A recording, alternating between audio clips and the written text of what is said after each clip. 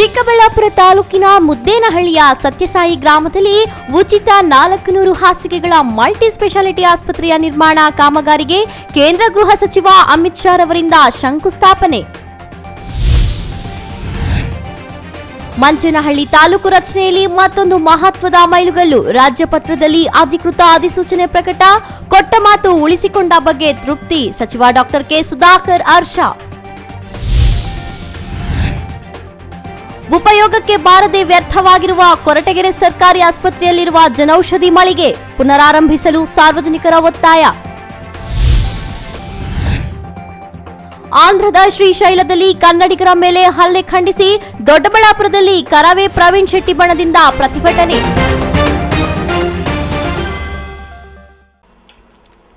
ನಮಸ್ಕಾರ, ಎಂಎಂಟಿವಿ ನ್ಯೂಸ್ಗೆ ಸ್ವಾಗತ. ನಾನು ನಂದಿನಿ. ಚಿಕ್ಕಬಳ್ಳಾಪುರ ತಾಲೂಕಿನ ಮುದ್ದೇನಹಳ್ಳಿಯ ಸತ್ಯಸಾಯಿ ಗ್ರಾಮದಲ್ಲಿ ಉಚಿತ 400 ಹಾಸಿಗೆಗಳ ಮಲ್ಟಿ ಸ್ಪೆಷಾಲಿಟಿ ಆಸ್ಪತ್ರೆ ನಿರ್ಮಾಣ ಕಾಮಗಾರಿಗೆ ಕೇಂದ್ರ ಗೃಹ ಮತ್ತು ಸಹಕಾರ ಸಚಿವ ಅಮಿತ್ ಶಾ ಅವರು ಶಂಕುಸ್ಥಾಪನೆ ನೆರವೇರಿಸಿದರು.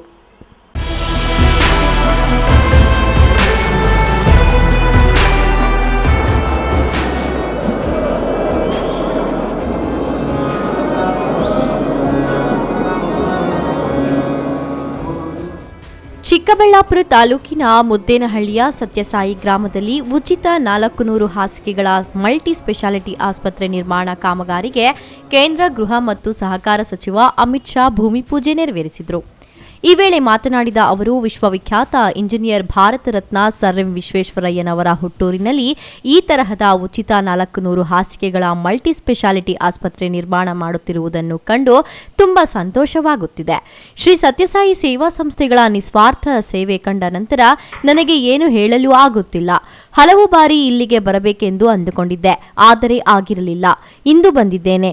ನಿಮ್ಮ ನಿಸ್ವಾರ್ಥ ಸೇವೆ, ಸಮರ್ಪಣಾ ಮನೋಭಾವ ಸಮಾಜಕ್ಕೆ ಮಾದರಿಯಾಗಿದೆ ಎಂದು ಸದ್ಗುರು ಮಧುಸೂದನ್ ಸಾಯಿ ಅವರ ಸಮಾಜ ಸೇವಾ ಕಾರ್ಯವನ್ನು ಮುಕ್ತ ಕಂಠದಿಂದ ಶ್ಲಾಘಿಸಿದರು. ಭಗವಾನ್ ಶ್ರೀ ಸತ್ಯಸಾಯಿ ಬಾಬಾ ಅವರ ಮಾರ್ಗದರ್ಶನದಲ್ಲಿ ಸಮಾಜ ಸೇವಾ ಕಾರ್ಯಗಳು ನಿರಂತರವಾಗಿ ನಡೆಯುತ್ತಿರುವುದಕ್ಕೆ ಸಂತಸ ವ್ಯಕ್ತಪಡಿಸಿದರು. ಗುಜರಾತಿನ ಇಂದುಬಾಯಿ ಅವರ ಪತ್ನಿ ಸರಳಾ ಅವರ ಹೆಸರಿನಲ್ಲಿ ಆಸ್ಪತ್ರೆ ನಿರ್ಮಾಣ ಮಾಡುತ್ತಿರುವ ನಿಮ್ಮ ಉತ್ಕೃಷ್ಟ ಸೇವೆಗೆ ಧನ್ಯವಾದಗಳು ಎಂದು ತಿಳಿಸಿದರು. ಇಲ್ಲಿ ಉಚಿತ ಮೆಡಿಕಲ್ ಕಾಲೇಜು ಮಾಡುವ ಸಂಕಲ್ಪ ಮಾಡಿದ್ದೀರಿ. ಈ ಕಾರ್ಯ ಯಶಸ್ವಿಯಾದರೆ ದೇಶದಲ್ಲೇ ಉಚಿತ ವೈದ್ಯಕೀಯ ಶಿಕ್ಷಣ ನೀಡುವ ಮೊದಲ ಕಾಲೇಜು ನಿಮ್ಮದಾಗಲಿದೆ. ಈ ಹಾದಿಯಲ್ಲಿ ಸಾಗಲು ನಿಮಗೆ ಕೆಲವು ತೊಡಕುಗಳಾಗಬಹುದು. ಮುಂದಿನ ದಿನಗಳಲ್ಲಿ ನಿಮಗೆ ಸುಗಮವಾಗಲಿದೆ ಎಂದು ಆಶಿಸಿದರು. ಶ್ರೀ ಸತ್ಯಸಾಯಿ ಸೇವಾ ಸಂಸ್ಥೆಗಳು ದೇಶದಾದ್ಯಂತ 5 ಲಕ್ಷ ಮಕ್ಕಳಿಗೆ ಉಚಿತ ಪೌಷ್ಟಿಕ ಆಹಾರ ನೀಡುತ್ತಿರುವುದಕ್ಕೆ ಸಂತಸ ವ್ಯಕ್ತಪಡಿಸಿದರು.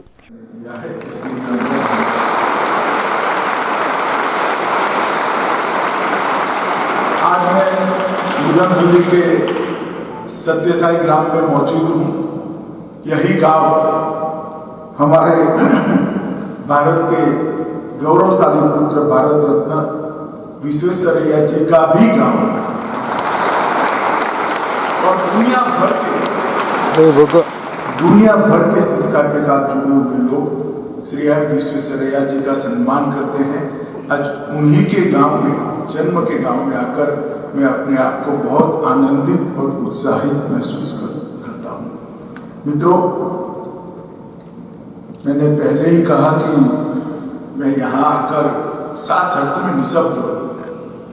जिस तन्मयता के साथ, जिस पारदर्शिता के साथ, सेवा और समर्पण के भाव के साथ यहाँ सेवा का कार्य निस्वार्थ रूप से किसी नामना की चाहत भी न रखते हुए हो रहा है, इस सार्थ अर्थ में सेवा के क्षेत्र में काम करने वाले भारत भर के लोगों के लिए अनुकरणीय है। और ये मुझे स्वाभाविक इसलिए लगता है कि इसकी प्रेरणा स्रोत सत्य साई बाबा का उपदेश, उन्हीं के उपदेश से प्रेरणा लेकर ये संस्था आगे चल रही है।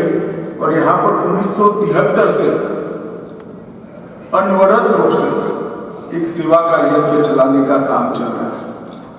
आज 400 बिस्तर के सुपर स्पेशलिटी अस्पताल का भूमि पूजन का कार्यक्रम था। सरला मेमोरियल अस्पताल का आज एक्सटेंशन हो रहा है और मेरे लिए थोड़ा आनंद का विषय ये भी है कि इंदुलाल शाह जी के साथ मेरा भी एक संपर्क रहा। जब सत्य साई बाबा यहाँ पेयजल की बहुत बड़ी आंध्र प्रदेश में एक योजना कर रहे थे, तब उसके एस्बेस्टोस के पाइप हमारे यहाँ दिग्विजय सीमेंट कंपनी से आते थे, जो मेरी कॉन्स्टिट्यूएंसी में थी।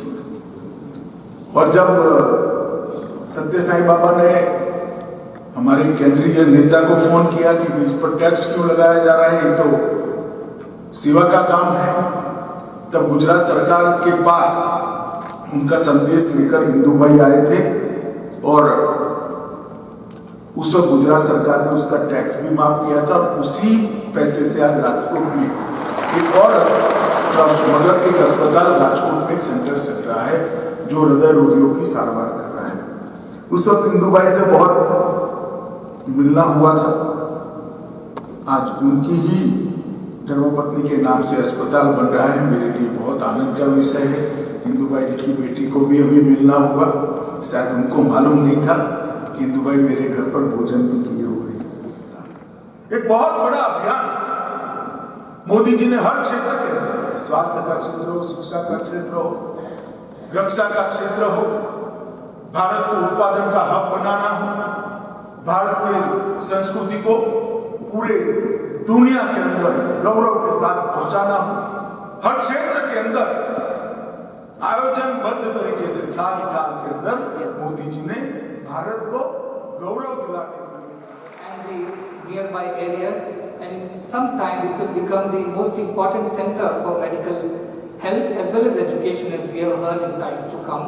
We are very grateful to the government of Karnataka for extending their support to us at all the times, especially the Chief Minister, the Health Minister, who have always been with us. Today we have many guests, बहुत अतिथि है यहाँ पर, हमने सोचा नहीं था, लेकिन हम अतिथि देवो भव, आप सभी का स्वागत है। प्रहलाद जोशी जी यहाँ पर हैं, सुधाकर जी यहाँ पर हैं, एमटीबी नागराज जी यहाँ पर हैं, हमारे साथ मुनियप्पा जी यहाँ पर हैं, आप अरविंद जी यहाँ पर हैं, आप सभी का बहुत बहुत स्वागत। और मैं किसी को भूल गया हूँ तो उनसे क्षमा भी प्रार्थना करता हूँ कि आप सभी का हृदयपूर्वक स्वागत यहाँ पर है। 30 देशों से भी अधिक लोग इस परियोजना में भाग ले रहे हैं। उनके त्याग और तपस्या के फलस्वरूप ये अस्पताल बन रहा है और कल यहाँ पर मेडिकल कॉलेज भी पूर्णतः निःशुल्क विद्या प्रदान करेगा। ये बाबा के अनुग्रह से और उनके आशीर्वाद से, आप सभी के संकल्प और त्याग से संभव होगा, ये हमारा मानना है। ಕಾರ್ಯಕ್ರಮದಲ್ಲಿ ಮುಖ್ಯಮಂತ್ರಿ ಬಸವರಾಜ ಬೊಮ್ಮಾಯಿ, ಕೇಂದ್ರ ಸಚಿವ ಪ್ರಹ್ಲಾದ್ ಜೋಶಿ, ಆರೋಗ್ಯ ಮತ್ತು ವೈದ್ಯಕೀಯ ಶಿಕ್ಷಣ ಸಚಿವ ಡಾಕ್ಟರ್ ಕೆ ಸುಧಾಕರ್, ಚಿಕ್ಕಬಳ್ಳಾಪುರ ಜಿಲ್ಲಾ ಉಸ್ತುವಾರಿ ಸಚಿವ ಎಂಟಿಬಿ ನಾಗರಾಜ್ ಮುಂತಾದವರು ಉಪಸ್ಥಿತರಿದ್ದರು. D Devaraj, MMTV news, Chikkaballapura. Manchenahalli taluk ರಚನೆಯಲ್ಲಿ ಮತ್ತೊಂದು ಮಹತ್ವದ ಮೈಲಿಗಲ್ಲು ಸಾಧಿಸಲಾಗಿದ್ದು, ರಾಜ್ಯ ಪತ್ರದಲ್ಲಿ ಅಧಿಕೃತ ಅಧಿಸೂಚನೆ ಪ್ರಕಟವಾಗಿದೆ. ಕೊಟ್ಟ ಮಾತು ಉಳಿಸಿಕೊಂಡ ಬಗ್ಗೆ ತೃಪ್ತಿ, ಹೆಮ್ಮೆ ಆಗುತ್ತಿದೆ ಎಂದು ವೈದ್ಯಕೀಯ ಶಿಕ್ಷಣ ಸಚಿವ ಡಾಕ್ಟರ್ ಕೆ ಸುಧಾಕರ್ ಅವರು ಸೋಷಿಯಲ್ ಮೀಡಿಯಾದಲ್ಲಿ ಹರ್ಷ ವ್ಯಕ್ತಪಡಿಸಿದ್ದಾರೆ.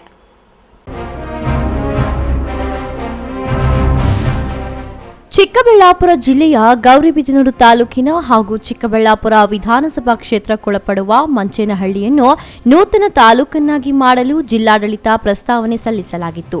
ಇದೀಗ ಮಂಚೇನಹಳ್ಳಿ ತಾಲೂಕು ರಚನೆ ರಾಜ್ಯ ಪತ್ರದಲ್ಲಿ ಅಧಿಕೃತ ಅಧಿಸೂಚನೆ ಪ್ರಕಟವಾಗಿದ್ದು, ಈ ಬಗ್ಗೆ ಕೆ ಸುಧಾಕರ್ ಸಂತಸ ವ್ಯಕ್ತಪಡಿಸಿದ್ದಾರೆ.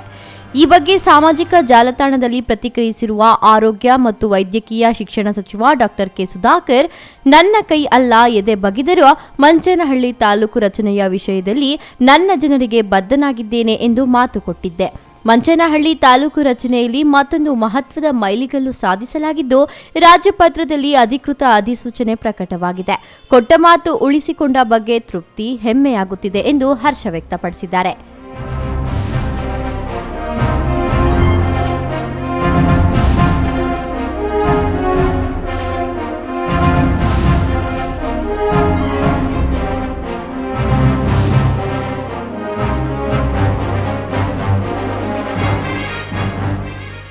MMTV news bureau, Chikkaballapur.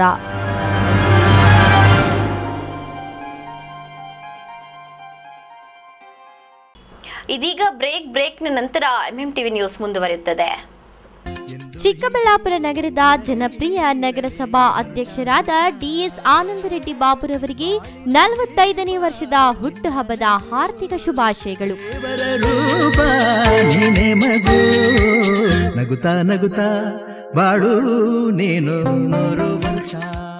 ಶುಭ ಕೋರುವವರು ಯತೀಶ್ 16ನೇ ವಾರ್ಡಿನ ನಗರಸಭಾ ಸದಸ್ಯರು, ಚಿಕ್ಕಬಳ್ಳಾಪುರ.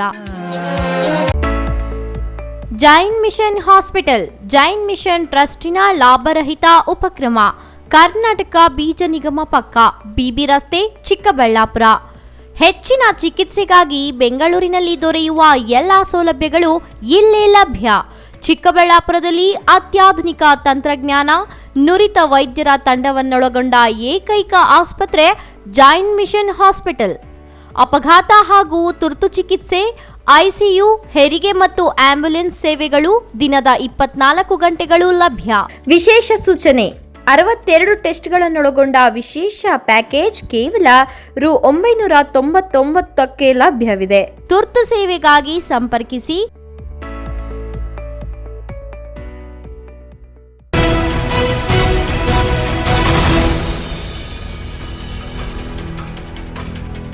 ಕೊರಟಗೆರೆ ಪಟ್ಟಣದ ಸರ್ಕಾರಿ ಆಸ್ಪತ್ರೆ ಆವರಣದಲ್ಲಿರುವ ಜನೌಷಧಿ ಮಳಿಗೆ ಉಪಯೋಗಕ್ಕೆ ಬಾರದೆ ವ್ಯರ್ಥವಾಗಿದೆ.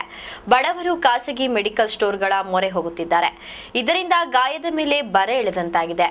ಮಳಿಗೆಯನ್ನು ಪುನರಾರಂಭಿಸಲು ಸಾರ್ವಜನಿಕರು ಆಕ್ರೋಶ ವ್ಯಕ್ತಪಡಿಸಿದ್ದಾರೆ. ಈ ಕುರಿತು ಒಂದು ವರದಿ.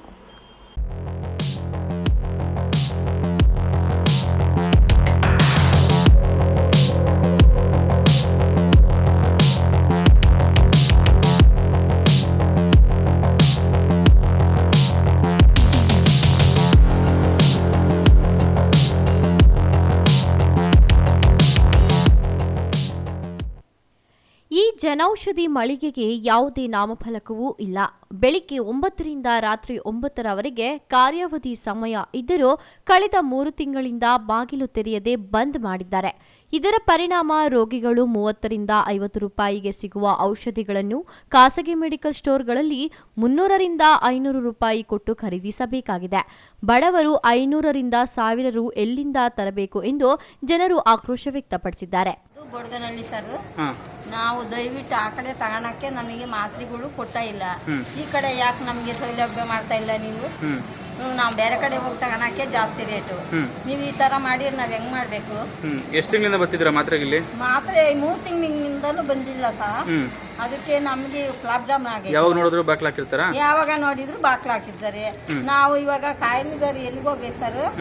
ಅದಕ್ಕೆ ನಾವು ಬಂದ್ರೆ ಇವ್ರು ಬಾಕ್ಲ ಹಾಕೊಂಡು ಕೂಕೊಂಡಿರ್ತಾರೆ. ನಾವ್ ಹೆಂಗ್ ಕಾಯಿಲೆಗಳು ವಾಸ್ ಮಾಡ್ಕೋಬೇಕು ಅಂತ ಕೇಳ್ಕೊಂತ ಇದೀವಿ ಸರ್. ಅಲ್ಲಿ ಹೊರಗಡೆ ಹೋದ್ರೆ ಜಾಸ್ತಿ ರೇಟ್ ಮಾತ್ರ ಅಂತನಾ? ತಗೊಳಕ್ಕಾಗಲ್ಲ. ಈ ರೈತರುಗಳು ತಗೊಳಕ್ ಆತೈತಾ? ನೀವೇನ ಹಿಂಗ್ ಬಾಕ್ಲ ಹಾಕೊಂಡು ಕೂಕ ಬಿಡ್ತೀರಾ? ನಾವ್ ಎಲ್ಗ ಹೋಗಂಡ್ರ? ಈ ಸೌಲಭ್ಯನೇ ಇಲ್ಲ ಇಲ್ಲಿ. ಗೌರ್ಮೆಂಟ್ ಆಸ್ಪತ್ರೆ ಅಂತ ಐತಿ ಅಷ್ಟೇ, ಬಾಕ್ಲುಗಳು ಹಾಕೊಂಡು ಕೂಕಂತೀರಾ. ಕೊರಟಗೆರೆ ಪಟ್ಟಣ ಸಾರ್ವಜನಿಕ ಸರ್ಕಾರಿ ಆಸ್ಪತ್ರೆ ಆವರಣದಲ್ಲಿರುವ ಜನೌಷಧಿ ಕೇಂದ್ರವು ಸರ್ಕಾರದ ಎಂಎಸ್ಐಎಲ್ ಅಧೀನದಲ್ಲಿದ್ದು, ಇದು 3 ತಿಂಗಳಿಂದ ಬಂದ್ ಮಾಡಿದ್ದು ಜನರಿಗೆ ಯಾವುದೇ ಪ್ರಯೋಜನಕ್ಕೆ ಬಾರದಾಗಿದೆ. ಸಂಬಂಧಪಟ್ಟ ಅಧಿಕಾರಿಗಳು ಇತ್ತ ಗಮನ ಹರಿಸಿ ಗ್ರಾಮೀಣ ಭಾಗದ ಬಡ ಜನತೆಗೆ ಅನುಕೂಲ ಮಾಡಿಕೊಡಬೇಕೆಂದು ಸ್ಥಳೀಯರು ಮನವಿ ಮಾಡಿದರು. ಆಸ್ಪತ್ರೆಯ ಮುಖ್ಯ ವೈದ್ಯಾಧಿಕಾರಿ ಪುಷ್ಪಲತಾ ಮಾತನಾಡಿ, ನಾನು ಇತ್ತೀಚೆಗಷ್ಟೇ ಕೊರಟಗೆರೆ ಸರ್ಕಾರಿ ಆಸ್ಪತ್ರೆಗೆ ವೈದ್ಯಾಧಿಕಾರಿಯಾಗಿ ನೇಮಕಗೊಂಡಿದ್ದೇನೆ. ನಾನು ಬಂದಾಗಿನಿಂದಲೂ ನೋಡುತ್ತಿದ್ದೇನೆ. ಒಂದು ದಿನ ತೆಗೆದರೆ ಮತ್ತೊಂದು ದಿನ ತೆಗೆಯುತ್ತಿರಲಿಲ್ಲ. 3 ತಿಂಗಳಿಂದ ಜನೌಷಧಿ ಮಳಿಗೆ ಸಂಪೂರ್ಣ ಕ್ಲೋಸ್ ಆಗಿರುವುದು ಕಂಡು ಮೇಲಾಧಿಕಾರಿಗಳಿಗೆ ತಿಳಿಸಿದ್ದೇನೆ. ಆದಷ್ಟು ಬೇಗ ಜನೌಷಧಿ ಮಳಿಗೆ ಓಪನ್ ಆಗಬೇಕಿದೆ. ಬಡ ರೋಗಿಗಳು ಹೊರಗಡೆ ಔಷಧಿಗಳನ್ನು ತೆಗೆದುಕೊಳ್ಳಲು ಸಾಧ್ಯವಾಗುವುದಿಲ್ಲ.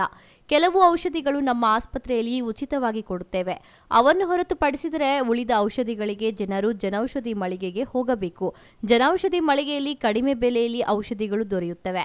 ಇದೇ ಔಷಧಿಯನ್ನು ಹೊರಗಡೆ ತೆಗೆದುಕೊಳ್ಳಬೇಕಾದರೆ ತುಂಬಾ ಹಣ ಖರ್ಚಾಗುತ್ತದೆ. ಬಡವರಿಗೆ ಅದನ್ನು ಒದಗಿಸಲು ಆಗುವುದಿಲ್ಲ.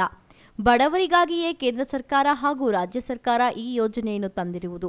ಆದರೆ ಕೊರಟಗೆರೆಯಲ್ಲಿ 3 ತಿಂಗಳಿಂದ ಸ್ಥಗಿತಗೊಂಡಿರುವ ಜನೌಷಧಿ ಮಳಿಗೆ ಆದಷ್ಟು ಬೇಗ ಓಪನ್ ಆಗಲಿ ಎಂಬುದೇ ನಮ್ಮ ಆಶಯ ಎಂದು ತಿಳಿಸಿದರು. ಪುಷ್ಪಲತಾ, ಮುಖ್ಯ ವೈದ್ಯಾಧಿಕಾರಿ, ಕೊರಟಗೆರೆ ಸಾರ್ವಜನಿಕ ಆಸ್ಪತ್ರೆ ಮಾತನಾಡ್ತಿದ್ದೇನೆ. ನಾನು ಇತ್ತೀಚೆಗಷ್ಟೇ ಪ್ರಭಾರ ತಗೊಂಡಿದ್ದೀನಿ. ನಾನು ಪ್ರಭಾರ ಅಧಿಕಾರ ತೆಗೆದುಕೊಂಡಾದ್ರಿಂದ ಜನೌಷಧಿ ಪೂರ್ಣ ಪ್ರಮಾಣದಲ್ಲಿ ಕೆಲಸ ಮಾಡುತ್ತಿಲ್ಲ, ಪೂರ್ತಿಯಾಗಿ ನಮ್ಮ ಕಂಟ್ರೋಲಲ್ಲೇ ಇರುವುದಿಲ್ಲ. ಹಾಗಾಗಿ ಅದು ಯಾರು ಜನೌಷಧಿ ಅವರಿಗೆ ಕೂಡ ಇದರ ಬಗ್ಗೆ ತಿಳಿಸಿದ್ದೀವಿ ಮತ್ತು ನಮ್ಮ ಮೇಲಾಧಿಕಾರಿಗಳಿಗೂ ಇದಕ್ಕೆ ತಿಳಿಸಿದ್ದೀವಿ. ಯಾಕಂದರೆ ಬಡ ರೋಗಿಗಳಿಗೆ ನಮ್ಮಲ್ಲಿ ಉಚಿತ ಔಷಧಿಗಳ ಜೊತೆಗೆ ಹೊರಗಡೆ ಹಣ ಖರ್ಚು ಮಾಡಿ ತಗೊಳ್ಳೋದಕ್ಕಿಂತ ಜನೌಷಧಿ ಇದ್ದರೆ ತುಂಬಾ ಅನುಕೂಲ ಆಗುತ್ತೆ.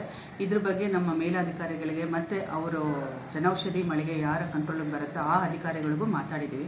ಅವರು ಆದಷ್ಟು ಬೇಗನೆ ಕ್ರಮ ತಗೊಂಡು ಒಂದು ವ್ಯವಸ್ಥೆ ಮಾಡಿಕೊಡ್ತೀವಿ ಅಂತ ಹೇಳ್ತಾ ಇದ್ದೀವಿ. ಸೊ ಆದರೆ ನಮಗೂ ಒಳ್ಳೆಯದು ಮತ್ತು ಬಡ ರೋಗಿಗಳಿಗೂ ತುಂಬ ಅನುಕೂಲ ಆಗುತ್ತೆ. ರಾಷ್ಟ್ರೀಯ ಕೋರ್ಟ್ಗೆರೆ ನಾವು ಬಡವರು ಮಾತ್ರೆಗಳು ಸಿಗ್ತಾ ಇಲ್ಲ. ಏನು ಮಾತ್ರೆ ತಗೊಳಕ್ ಬಂದಿದ್ರಿ? ಮಾತ್ರೆ ಏನದು? ಥೈರಾಯ್ಡ್. ಥೈರಾಯ್ಡ್ ಮಾತ್ರೆಗಳು ಸಿಗ್ತಾ ಇಲ್ಲ. ಅಂಗಡಿ ಒಳಗೆ ರೇಟ್ ಜಾಸ್ತಿ. ಇಲ್ಲಿ 50 ರೂಪಾಯಿ ಕೊಡೋದು, ಅಂಗಡಿ ಒಳಗೆ 150 ರೂಪಾಯಿ ತಗೊಂತಾರೆ. ಅದರಿಂದ ಇಲ್ಲಿ ಬಾಗಿಲು ಮುಚ್ಚಿ ಜಾಸ್ತಿ ದಿನ ಆಗೋಗ್ತಿದೆ. ಮಾತ್ರೆಗಳು ಸಿಗ್ತಾ ಇಲ್ಲ. ಅದಕ್ಕೆ ನಾವು ಸೌಕರ್ಯ ಮಾಡ್ಕೊಡ್ತೀವಿ. ಸಂಬಂಧಪಟ್ಟ ಅಧಿಕಾರಿಗಳು ಇದಕ್ಕೇನೋ ಇದು ಮಾಡಿಕೊಡ್ಬೇಕಾಗಿ ಕೇಳ್ಕೊಳ್ತಾ ಇದ್ದೀವಿ. ಹೊರಗಡೆ ಎಷ್ಟು ಅಂತಾರೆ ಮಾತ್ರೆಗೆ? ಹೊರಗಡೆ 150 ರೂಪಾಯಿ ತಗೊಂತಾರೆ. 150 ರೂಪಾಯಿ. ಇಲ್ಲಾದ್ರೆ 50 ರೂಪಾಯಿ ಸಿಗುತ್ತೆ.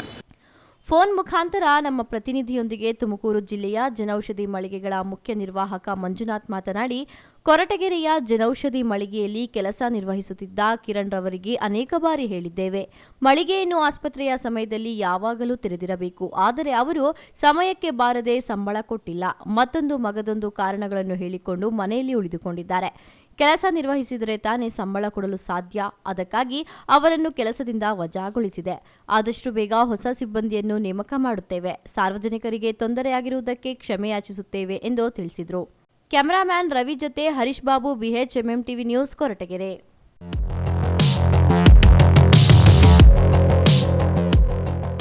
ಆಂಧ್ರದ ಶ್ರೀಶೈಲದಲ್ಲಿ ಕನ್ನಡಿಗರ ಮೇಲೆ ನಡೆದ ಹಲ್ಲೆಯನ್ನು ಖಂಡಿಸಿ ದೊಡ್ಡಬಳ್ಳಾಪುರದಲ್ಲಿ ಕರ್ನಾಟಕ ರಕ್ಷಣಾ ವೇದಿಕೆ ಪ್ರವೀಣ್ ಶೆಟ್ಟಿ ಬಣದ ವತಿಯಿಂದ ಪ್ರತಿಭಟನೆ ನಡೆಸಲಾಯಿತು.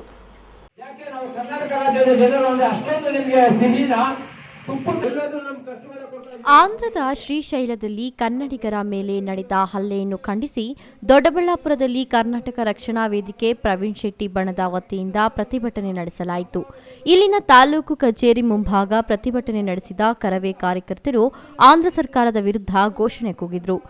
ಇನ್ನು ಈ ಸಂದರ್ಭದಲ್ಲಿ ಮಾತನಾಡಿದ ಕರವೇ ರಾಜ್ಯ ಕಾರ್ಯದರ್ಶಿ ರಾಜಘಟ್ಟ ರವಿ, ಪ್ರತಿ ವರ್ಷದಂತೆ ನಡೆಯುವ ಶ್ರೀಶೈಲ ಧಾರ್ಮಿಕ ಕೇಂದ್ರಕ್ಕೆ ಲಕ್ಷಾಂತರ ಭಕ್ತಾದಿಗಳು ನಾನಾ ವಿಧದ ಹರಕೆ ಹೊತ್ತು ವಾಹನ, ಕಾಲ್ನಡಿಗೆ ಹಾಗೂ ನಾನಾ ರೀತಿಯಲ್ಲಿ ಯಾತ್ರೆಗೆ ಹೊರಡುತ್ತಾರೆ. ಕಳೆದ 2 ವರ್ಷಗಳಿಂದ ಕೋವಿಡ್ ಇದ್ದ ಕಾರಣದಿಂದ ಈ ಯಾತ್ರೆ ಸ್ಥಗಿತಗೊಂಡಿತ್ತು. ಇದೇ ವರ್ಷ ಮತ್ತೆ ಯಾತ್ರೆ ಪ್ರಾರಂಭವಾಗಿದೆ. ಕರ್ನಾಟಕದಿಂದ ಕಾಲ್ನಡಿಗೆಯಲ್ಲಿ ಹೋದ ಕೆಲ ಭಕ್ತರು ಅಲ್ಲಿನ ವ್ಯಾಪಾರಿಗಳ ಜೊತೆ ವಾಗ್ವಾದ ನಡೆಸಿ ಗಲಾಟೆ ಪ್ರಾರಂಭವಾಗಿದೆ. ಅಷ್ಟಕ್ಕೆ ಸುಮ್ಮನಾಗಬೇಕಿದ್ದ ಗಲಭೆ ತೀವ್ರ ಸ್ವರೂಪ ಪಡೆದು ಅಲ್ಲಿನ ವ್ಯಾಪಾರಿಗಳು ಪ್ರತಿಯೊಬ್ಬ ಕನ್ನಡಿಗರನ್ನು ಹುಡುಕಿ ಹಲ್ಲೆ ಮಾಡುವ ಮಟ್ಟಿಗೆ ಬೆಳೆದಿದೆ. ಹಾಗೂ ಕರ್ನಾಟಕದ ಯಾವುದೇ ವಾಹನ ಸಿಕ್ಕರೆ ಜಖಂಗೊಳಿಸಲಾಗಿದೆ. ಇದರಿಂದಾಗಿ ಕರ್ನಾಟಕದಿಂದ ಹೋಗುವ ಕನ್ನಡಿಗ ಭಕ್ತಾದಿಗಳು ಹಾಗೂ ವಾಹನದ ಮಾಲೀಕರು ಆತಂಕದಲ್ಲಿದ್ದಾರೆ. ಸರ್ಕಾರ ಕೂಡಲೇ ಮಧ್ಯ ಪ್ರವೇಶಿಸಿ ಕನ್ನಡಿಗರಿಗೆ ಮತ್ತು ಕರ್ನಾಟಕದ ವಾಹನಗಳಿಗೆ ಸೂಕ್ತ ಭದ್ರತೆ ಒದಗಿಸಬೇಕು ಹಾಗೂ ಕರ್ನಾಟಕದ ವಾಹನಗಳನ್ನು ಜಖಂ ಮಾಡಿರುವವರ ವಿರುದ್ಧ ಕಾನೂನು ಕ್ರಮಕ್ಕೆ ಒತ್ತಾಯಿಸಬೇಕು ಎಂದು ಒತ್ತಾಯಿಸಿದರು. ಕಳೆದ 2 ದಿನದ ಹಿಂದೆ ಏನು ಧಾರ್ಮಿಕ ಕ್ಷೇತ್ರಕ್ಕೆ ಹೋದಂಥ ಯಾತ್ರಾರ್ಥಿಗಳು ಕನ್ನಡಿಗರು ಅವರ ಮೇಲೆ ಮಾರಣಾಂತಿಕ ಹಲ್ಲೆಗಳನ್ನು ಮಾಡಿ ಸುಮಾರು 200 ಕನ್ನಡಿಗರ ವಾಹನಗಳನ್ನು ಧ್ವಂಸ ಮಾಡಿರ್ತಂಥದ್ದನ್ನು ಮೊದಲನೇದಾಗಿ ನಾವು ಖಂಡಿಸ್ತಾ ಇದ್ದೀವಿ. ಅಕ್ಕಪಕ್ಕದ ರಾಜ್ಯಗಳು ನಮಗೆ ಅಷ್ಟು ಉತ್ತಮವಾದ ಬಾಂಧವ್ಯ ಹೊಂದುತ್ತಾ ಇಲ್ಲ. ಯಾಕೋ ನಮ್ಮ ಸಹನೆಯನ್ನು ಶರಣಾಗತಿ ಅಂದ್ಕೊಂಡ್ರೆ, ನಮ್ಮ ಕರುಣೆಯನ್ನು ಬಲಹೀನತೆ ಅಂದ್ಕೊಂಡ್ರೆ ನಾವು ಸುಮ್ಮನಿರೋಕ್ಕಾಗಲ್ಲ. ಕೈ ಕಟ್ಕೊಂಡು ನಾವು ಅವ್ರ ಜೊತೆ ಉತ್ತಮವಾದ ಬಾಂಧವ್ಯವನ್ನು ಬಯಸ್ತಾ ಇದ್ದೀವಿ. ವಿಶೇಷವಾಗಿ ಅಕ್ಕಪಕ್ಕದ ಇರೋ ಎಲ್ಲ ರಾಜ್ಯಗಳಿಗಿಂತ ಅತಿ ಹೆಚ್ಚು ನಾವು ಆಂಧ್ರದವ್ರನ್ನ ಅನ್ನ ತಮ್ಮಗಳು ಅಂತ ತಿಳ್ಕೊಂಡಿದ್ವಿ. ಆದರೆ ಅವ್ರು ಈ ರೀತಿ ಮಾಡಿರೋಂಥದ್ದು ನಿಜಕ್ಕೂ ಅಕ್ಷಮ್ಯ. ಇದು ಅಕಸ್ಮಾತ್ ಏನಾದರೂ ಸಣ್ಣ ಪುಟ್ಟ ಸಮಸ್ಯೆಗಳಾದರೆ ಅಲ್ಲೇ ಕೂತು ಬಗೆಹರಿಸ್ಬೋದಿತ್ತು. ಹಿಡಿದು ಹುಡುಕ್ಲಾಡಿ ಹೊಡೆಯೋವಂಥದ್ದು, ಅವ್ರ ಮೇಲೆ ಹಲ್ಲೆ ಮಾಡೋಂಥದ್ದು, ಗಾಡಿ ನಂಬರ್ ಕಾಣಿಸಿದ ತಕ್ಷಣ ಕರ್ನಾಟಕದ ನಂಬರು ರಿಜಿಸ್ಟ್ರೇಷನ್ ನಂಬರ್ ನೋಡಿದ ತಕ್ಷಣ ಹೊಡೆಯೋವಂಥದ್ದು, ಇದೆಲ್ಲ ಒಳ್ಳೆಯ ಲಕ್ಷಣಗಳಲ್ಲ. 2 ರಾಜ್ಯಗಳ ಬಾಂಧವ್ಯ ಹೆಂಗೆ ಒಂದು ಕೈಯಿಂದ ಚಪ್ಪಾಳೆ ಆಗಲ್ಲ, ಎರಡೂ ಕೈಯಿಂದ ಚಪ್ಪಾಳೆ ಆಗಬೇಕು. ಇಲ್ಲಿ ಆಂಧ್ರದವರು ಈಗಾಗಲೇ ಸಾಕಷ್ಟು ಜನ ನಮ್ಮ ಜೊತೆಲಿದ್ದಾರೆ, ನಮ್ಮ ಹೋರಾಟಗಳಲ್ಲಿ ಸಮೇತ ಭಾಗವಹಿಸುವಂಥ ಆಂಧ್ರದವರು ಕನ್ನಡಿಗರಾಗಿ ಅಲ್ಲಿ ಜೀವನ ಮಾಡ್ತಾ ಇದ್ದಾರೆ. ನಾವು ಅವ್ರನ್ನ ಕೂಡ ಒಪ್ಕೊಂಡಿದ್ದೀವಿ, ಅವ್ರನ್ನ ಅಣ್ಣ ತಮ್ಮದಿರು ಅಂತ ಇಲ್ಲಿ ನೋಡ್ಕೋತಾ ಇದ್ದೀವಿ. ಇವರು ಈ ರೀತಿ ಮಾಡಿರೋಂಥದ್ದನ್ನು ನಾವು ಮೊದಲನೇದಾಗಿ ಖಂಡಿಸಿ, ಯಾವುದೇ ಕಾರಣಕ್ಕೂ ರಾಜ್ಯ ಸರ್ಕಾರ ಈಗಾಗಲೇ ಸಾಕಷ್ಟು ಜನಕ್ಕೆ ಮಾರಣಾಂತಿಕ ಹಲ್ಲೆ ಇದೆ, ಮಧ್ಯಪ್ರವೇಶಿಸಬೇಕು, ಆಂಧ್ರ ಸರ್ಕಾರದ ಜೊತೆ ಮಾತನಾಡಿ ಇಂಥದ್ದು ಮತ್ತೆ ಮರುಕಳಿಸಬಾರ್ದು. ಇದು ಇಡೀ ರಾಜ್ಯಗಳಿಗೆ ಕಿಚ್ಚುಗಳು ವ್ಯಾಪಿಸ್ಕೊಳ್ತದೆ. ಇದು ಕೇವಲ ಒಂದು ರಾಜ್ಯಕ್ಕೆ ಸಂಬಂಧಪಟ್ಟಿದ್ದ ವಿಚಾರ ಆಗಲ್ಲ, ಯಾವುದೋ ಒಂದು ಜಿಲ್ಲೆಗೆ ಸಂಬಂಧಪಟ್ಟಿದ್ದ ವಿಚಾರ ಆಗಲ್ಲ. ಆ ನಿಟ್ಟಿನಲ್ಲಿ ರಾಜ್ಯ ಸರ್ಕಾರ ಕೂಡಲೇ ಮಧ್ಯಪ್ರವೇಶಿಸಿ ಆಮೇಲೆ ಒತ್ತಾಯ ಇರಬೇಕು. ಅದೇ ರೀತಿ ಈಗಾಗಲೇ ಹಲ್ಲೆಗೊಳಗಾಗಿರೋಂಥವ್ರನ್ನ, ಆ ಭಕ್ತಾದಿಗಳೇನಿದ್ದಾರೆ ಅವರಿಗೆ ಸಂಪೂರ್ಣ ಚಿಕಿತ್ಸೆಯನ್ನು ಉಚಿತವಾಗಿ ಕೊಡಿಸಬೇಕು ಅಂತೇಳಿ ನಾನು ಆಗ್ರಹಿಸ್ತಾ ಇದ್ದೀನಿ. Suresh, MMTV news, Doddaballapur. ಬಲಿಜ ಸಮುದಾಯದವರಿಗೆ ಶಾಸಕ ಸುಬ್ಬಾರೆಡ್ಡಿ ಅವರು ಏನೂ ಮಾಡಿಲ್ಲ ಎಂಬ ಸಮುದಾಯ ಮುಖಂಡರ ಹೇಳಿಕೆಯನ್ನು ಖಂಡಿಸಿ ಬ್ಲಾಕ್ ಕಾಂಗ್ರೆಸ್ ಅಧ್ಯಕ್ಷ HS ನರೇಂದ್ರ ಇದು ಸತ್ಯಕ್ಕೆ ದೂರವಾಗಿದ್ದು ಸಮುದಾಯಕ್ಕೆ ಶಾಸಕರ ಕೊಡುಗೆ ಅಪಾರ ಎಂದು ತಿಳಿಸಿದರು. ಒಂದು ಸಮಾಜದ ಬಗ್ಗೆ ಅವರು ಏನಾದರೂ ಇದ್ರೆ ವೈಯಕ್ತಿಕವಾಗಿ ಹೇಳಿಕೆ ಕೊಡಬೇಕೆ ವಿನಃ ಬಲಿಜ ಸಮುದಾಯ ಶಾಸಕರಿಗೆ ವಿರೋಧ ವ್ಯಕ್ತಪಡಿಸಿದೆ ಅನ್ನೋದು ಸುಳ್ಳು. ಈಗಾಗಲೇ ತಾವು ವೇದಿಕೆಯಲ್ಲಿ ನೋಡ್ತಾ ಇದ್ದೀರಾ, ಎಲ್ಲ ಹಿರಿಯ ಮುಖಂಡರು, ಇವರೆಲ್ಲ ರಾಜಕೀಯದಲ್ಲಿ ಹಿರಿಯರು. ಇವರು ಸಮಾಜದ ಬಗ್ಗೆ ಕಾಳಜಿ ಇಟ್ಕೊಂಡಿರ್ತಕ್ಕಂಥವ್ರು. ಬಾಗೇಪಲ್ಲಿ ಪಟ್ಟಣದ ಕಾರ್ಯನಿರತ ಪತ್ರಕರ್ತರ ಭವನದಲ್ಲಿ ಏರ್ಪಡಿಸಲಾಗಿದ್ದ ಪತ್ರಿಕಾಗೋಷ್ಠಿಯಲ್ಲಿ ಮಾತನಾಡಿದ ಬ್ಲಾಕ್ ಕಾಂಗ್ರೆಸ್ ಅಧ್ಯಕ್ಷ HS ನರೇಂದ್ರರವರು ರಾಷ್ಟ್ರೀಯ ಹಬ್ಬಗಳ ಆಚರಣಾ ಸಮಿತಿಯಿಂದ ಹಮ್ಮಿಕೊಂಡಿದ್ದ ಶ್ರೀ ಯತೀಂದ್ರ ಕೈವಾರ ತಾತಯ್ಯನವರ ಜಯಂತಿ ಕಾರ್ಯಕ್ರಮದಲ್ಲಿ ಶಾಸಕ SN ಸುಬ್ಬಾರೆಡ್ಡಿ ಅವರು ಸರ್ಕಾರ ಶ್ರೀ ಕೈವಾರ ತಾತಯ್ಯನವರ ಜಯಂತಿ ಮಾಡುವುದರ ಮೂಲಕ ಜಾತಿಗೊಂದು ಜಯಂತಿ ಮಾಡುವುದರ ಮೂಲಕ ಒಂದು ಜಾತಿಗೆ ಸೀಮಿತ ಮಾಡುತ್ತಿದೆ, ಇದರ ಬಗ್ಗೆ ಅಧಿವೇಶನದಲ್ಲಿ ಚರ್ಚೆ ಮಾಡುತ್ತೇನೆ ಎಂದು ಭಾಷಣ ಮಾಡಿದರು. ನಮ್ಮ ಬಲಿಜ ಸಮುದಾಯ ಕೆಲ ಮುಖಂಡರು ಶಾಸಕ SN ಸುಬ್ಬಾರೆಡ್ಡಿ ನೀಡಿರುವ ಹೇಳಿಕೆ ಸಮುದಾಯದ ವಿರುದ್ಧವಾಗಿದೆ. ಕೈವಾರ ತಾತಯ್ಯನವರ ಜಯಂತಿ ಬಗ್ಗೆ ಸದನದಲ್ಲಿ ಚರ್ಚೆ ಮಾಡುತ್ತೇನೆ ಎಂದು ಹೇಳಿಕೆ ನೀಡಿರುವುದು ನಮ್ಮ ಸಮುದಾಯಕ್ಕೆ ಧಕ್ಕೆ ಆಗುವಂತಿದೆ ಎಂದು ಪತ್ರಿಕಾಗೋಷ್ಠಿಯಲ್ಲಿ ಮಾತನಾಡಿರುವುದು ಸತ್ಯಕ್ಕೆ ದೂರವಾಗಿದೆ. ಶಾಸಕರು ಹೇಳಿರುವ ಹೇಳಿಕೆ ಏನೆಂದರೆ, ಕೈವಾರ ತಾತಯ್ಯನವರ ಜಯಂತಿ ಒಂದು ಸಮುದಾಯಕ್ಕೆ ಸೀಮಿತ ಮಾಡದೆ ಜಾತಿ ಮತಗಳ ಕುಲಗೋತ್ರಗಳ ವರ್ಣಭೇದವನ್ನು ಖಂಡಿಸುತ್ತಾ ದೀನ ದಲಿತರ ಶೋಷಿತರ ಉದ್ಧಾರಕ್ಕಾಗಿ ವಿಶ್ವಮಾನವ ಸಂದೇಶ ಸಾರಿದ ಶ್ರೀ ಯೋಗಿನಾರಾಯಣ ಯತೀಂದ್ರರವರ ಜಯಂತಿ ಅರ್ಥಪೂರ್ಣವಾಗಿ ಎಲ್ಲರೂ ಸೇರಿ ಒಗ್ಗಟ್ಟಾಗಿ ಆಚರಿಸಬೇಕು. ಇಂತಹ ಮಹಾನ್ ನಾಯಕರುಗಳ ಆದರ್ಶ ಗುಣಗಳನ್ನು ಪ್ರತಿಯೊಬ್ಬರೂ ಜೀವನದಲ್ಲಿ ಅಳವಡಿಸಿಕೊಂಡು ಸನ್ಮಾರ್ಗದಲ್ಲಿ ನಡೆಯುವಂತಾಗಬೇಕು ಎಂದು ಹೇಳಿಕೆ ನೀಡಿದ್ದಾರೆ ಹೊರತು ಯಾವುದೇ ಕಾರಣಕ್ಕೂ ಸಮುದಾಯದ ವಿರುದ್ಧವಾಗಿ ಯಾವುದೇ ರೀತಿಯ ಹೇಳಿಕೆ ನೀಡಿಲ್ಲ ಎಂದರು. ಜೊತೆಗೆ ನಮ್ಮ ಬಲಿಜ ಸಮುದಾಯ ಕೆಲ ಮುಖಂಡರು ಶಾಸಕರ ಜೊತೆ ಗುರುತಿಸಿಕೊಂಡು ಬಡವರ ಸಮಸ್ಯೆಗಳ ಬಗ್ಗೆ ಮಾಹಿತಿ ಪಡೆದು ಶಾಸಕರ ಗಮನಕ್ಕೆ ತಂದು ಪರಿಹಾರ ಕೊಡಿಸಲು ಪ್ರಾಮಾಣಿಕ ಪ್ರಯತ್ನ ಮಾಡುತ್ತಿದ್ದೇವೆ. ಶಾಸಕರು ಸಹ ಯಾವುದೇ ಭೇದ ಭಾವ ಇಲ್ಲದೆ ಸದಾ ನಮ್ಮ ಸಮುದಾಯದವರ ಕೈ ಹಿಡಿದು ರಾಜಕೀಯವಾಗಿ, ಆರ್ಥಿಕವಾಗಿ ಹಾಗೂ ಎಲ್ಲ ರೀತಿಯ ಸಹಕಾರ ನೀಡುತ್ತಿದ್ದಾರೆ. ನಮ್ಮ ಬಲಿಜ ಸಮುದಾಯಕ್ಕೆ ಶಾಸಕ SN ಸುಬ್ಬಾರೆಡ್ಡಿ ಅವರ ಕೊಡುಗೆ ಅಪಾರವಾಗಿದೆ ಎಂದು ಸ್ಪಷ್ಟಪಡಿಸಿದ್ದಾರೆ. ಮುಂದೆ ಕೂಡ ಅಷ್ಟೇ, ಮುಂದೆ ನಡೀತಾ ಅವರು ಈ ಜಾತಿ ಭಾವನೆಯನ್ನ ಹುಟ್ಟಿಸಿ ಅವರು ವ್ಯಕ್ತಿತ್ವವನ್ನ ಪರಿಚಯ ಮಾಡ್ಕೋದಕ್ಕೆ ಬರ್ತಕ್ಕಂಥ ಇದನ್ನ, ಯಾಕಂದ್ರೆ ಕೈವಾರ ತಾತಯ್ಯನವರು ತುಂಬಾ ಪವಾಡ್ ಪುರುಷರು. ಅವ್ರನ್ನ ರಾಜಕೀಯ ವೇದಿಕೆಗಳಾಗಲಿ ಬೇರೆ ಬೇರೆ ವಿಚಾರಗಳಲ್ಲಿ ಅವ್ರನ್ನ ಬಳಸ್ಕೋಬಾರ್ದು. ಕೈವಾರ ತಾತಯ್ಯನವರು ಸಂದೇಶ ಕೊಟ್ಟಿರೋದು ಯಾವ ರೀತಿ ಅವ್ರು ಸಂದೇಶ ಕೊಟ್ಟಿದ್ದಾರೆ ಯಾವ ರೀತಿ ನಾವು ನಡ್ಕೋಬೇಕು. ಕೈವಾರ ತಾತಯ್ಯನವ್ರಿಗೆ ನಾವು ಯಾವತ್ತೂ ಕೂಡ ಭಕ್ತಿಪೂರ್ವಕ ವಿನಃ ನಾವೇನಾದ್ರೂ ರಾಜಕೀಯ ಮಾಡಬೇಕಾಗಿದ್ರೆ ನಮ್ಮ ಸಮಾಜದ ತುಂಬಾ ಶೋಷಿತರಿದ್ದಾರೆ, ಅವರಿಗೆ ನಾವು ನಮ್ಮ ಕೈಲಾದಷ್ಟು ಸಹಾಯ. ಗ್ರಾಮಗಳಿದ್ದಾರೆ, ಬರೀ ಅವರು ಒಂದು 5-6 ಗ್ರಾಮಗಳು ನೋಡಿರ್ಬೇಕು ವಿನಃ ಪ್ರತಿಯೊಂದು ಕುಗ್ರಾಮಗಳು ಕೂಡ ಈಗ ಗೊತ್ತುಪದಿ ಇರಬಹುದು. ಸುಮಾರು ಕಡೆ ಗಡಿ ಭಾಗಗಳಲ್ಲಿ ನಮ್ಮ ಜನಾಂಗ ಇದೆ. ನಮ್ಮ ಜನಾಂಗದ ಬಗ್ಗೆ ಶಾಸಕರಿಗೆ ಒಳ್ಳೆ ಅಭಿಪ್ರಾಯ ಇದೆ. ಆ ಒಂದು ಇದರಿಂದ ಈ ಸಂದರ್ಭದಲ್ಲಿ ಸಮುದಾಯದ ಮುಖಂಡರಾದ TB cross Narayanaswamy, Sreeramappa, KG Venkataramana, Kanamakalapalli Ravi, Errakittappa ಸೇರಿದಂತೆ ಮತ್ತಿತರೆ ಮುಖಂಡರು ಹಾಜರಿದ್ದರು. Subbu, MMTV news, Bagepalli. ವಿರೋಧ ವ್ಯಕ್ತಪಡಿಸಿದೆ ಅನ್ನೋದು ಸುಳ್ಳು. ಈಗಾಗಲೇ ತಾವು ವೇದಿಕೆಯಲ್ಲಿ ನೋಡ್ತಾ ಇದ್ದೀರಾ, ಎಲ್ಲ ಹಿರಿಯ ಮುಖಂಡರು, ಇವರೆಲ್ಲ ರಾಜಕೀಯದಲ್ಲಿ ಹಿರಿಯರು.